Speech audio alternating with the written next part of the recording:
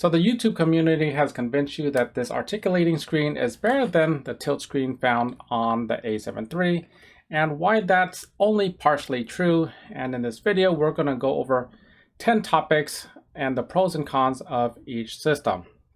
First off, portrait orientation.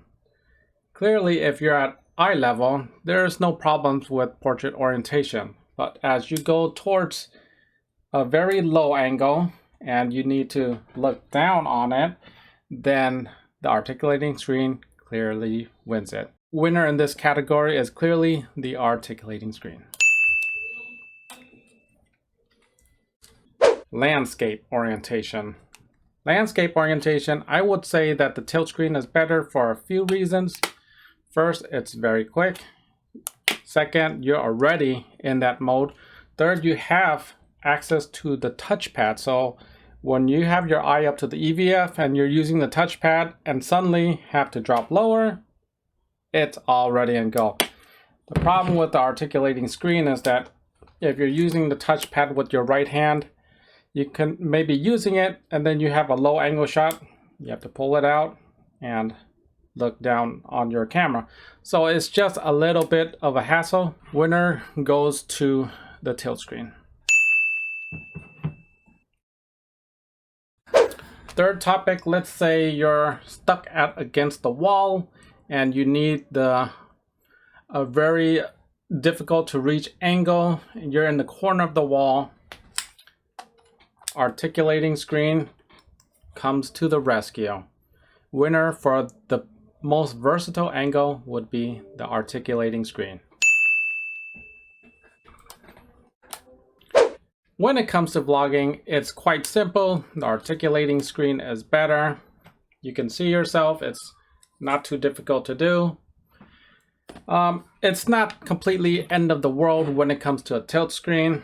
In case you haven't noticed this is the UU rig, and the way it works, you turn it on and there you go. You can see yourself. It's pretty simple to use, though it will cost you an extra $10 or so, and it's one extra device that you have to carry along. However, the winner clearly goes to the articulating screen. Off-axis viewing. There's just something more natural when you're looking straight down the barrel of a lens, that you're looking right in the middle of it, rather than looking from the side and then you're off the parallax compared to your lens. And when you're looking forward, you just feel a little bit off when you're looking down at the screen. You just have to trust that you're on axis. But when you're straight under it, you're gonna be on axis because you're right in the middle. So off-axis viewing goes to the tilt screen. Next category is street photography. You're out, you're photographing, and look at this. You have this flip screen out. Your footprint is much more bigger, much more noticeable. It's just overall cumbersome. And when you have a tilt screen, your profile is nice and sleek. You can't tell if it's flipped out or not. With this, it's clearly visible and you cannot hide it that you're using a camera. This one, you're much more discreet despite this being a much larger camera. Winner goes to the tilt screen. Landscape photography. You're in back of the camera. You're using it normally, or you could use it in portrait orientation. It works both ways. The more angles goes to the articulating screen. Clear winner here, articulating screen. Next up, product photography. You may be arranging your product right here and you are at the side or just some weird odd angle. You can see that whatever the odd angle is, I can arrange it here and I can see my framing. There you go. Snap the photo. Articulating screen is better in this scenario. Next up is packability. Let's say you have a bag, you have a tilt screen. It's really fast to just put it away, take it out again, and you're ready to go each time. Takes no effort. And the problem with this articulating screen is that you're going to be opening it up, closing it up, opening it up. Every time you try to pack your bag, you have to close it up. And just that extra, if you're doing this all day long, if you're photographing all day long, it does become a little bit of a hassle. It's not the end of the world, and if you didn't have a tilt screen, you probably won't even complain about this little issue. It's just using the camera. The saving grace with this ZV-1 is that when you open it, if you haven't noticed, that the camera automatically turns on. When you close it, it automatically turns off. That is a really convenient feature, but it's still a little bit of a hassle to open it up, close it, and then pack it up. Advantage, tilt screen. Next up is cable obstruction. So the problem with an articulating screen is that if you have cables on the side where the hinge is, you can see it can be a little bit of a problem. Currently, right now, I'm filming on a Panasonic G9. I have HDMI cables plugged in and a USB to power it. I cannot see the rear of my screen.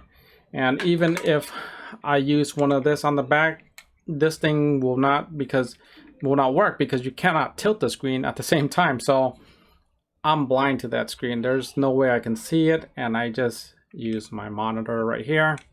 And in the case of this little Sony camera, if I plug the HDMI, let's pretend that this is the HDMI, I plug it on this side, you know, I risk damaging just holding it like this.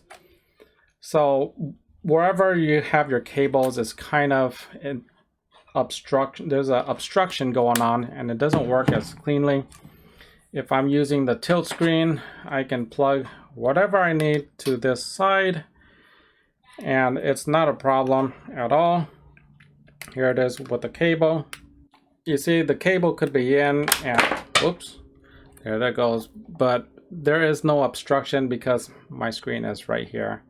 It's not a problem at all. Advantage, tilt screen. So the last thing I want to talk about is the protection. If you can turn your LCD inwards, that's a natural protection. You don't have to worry about it.